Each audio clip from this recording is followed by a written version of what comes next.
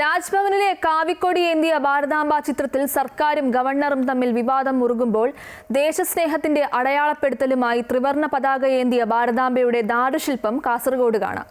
പ്രശസ്ത സ്വാതന്ത്ര്യ സമര സേനാനി AC കണ്ണൻ നായരുടെ ഭവനത്തിലാണ് ഭാരതാംബയുടെ വർഷങ്ങൾ പഴക്കമുള്ള ദാരുശില്പമുള്ളത്. ഗാന്ധിജിക്കൊപ്പമാണ് ഭാരതാംബയുടെ ദാരുശില്പം കൊത്തിവച്ചിട്ടുള്ളത്. ഏച്ചിക്കാനം തറവാടിന്റെ ഭാഗമായിരുന്ന കാഞ്ഞങ്ങാട് അതിയാമ്പൂരിലെ പത്തായപ്പുര മാളികയിലാണ് ഭാരതാംബയുടെ ദാരുശില്പം കൊത്തിവച്ചിട്ടുള്ളത്.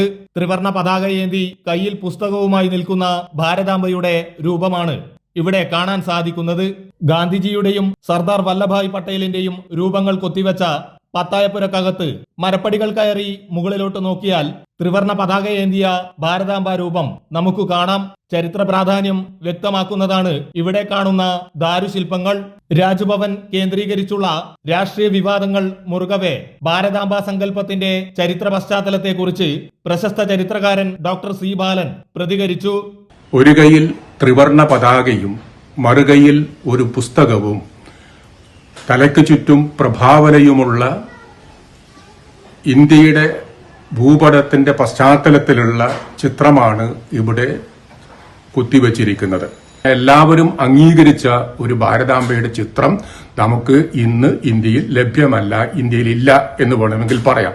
1905 അബനീന്ദ്രനാഥ് ടാഗോറാണ് ആദ്യമായി ഭാരതാംബയുടെ ചിത്രം വരച്ചത്. അനൂപ് നീലേശ്വരം, അമൃത ന്യൂസ്, കാസർഗോഡ്.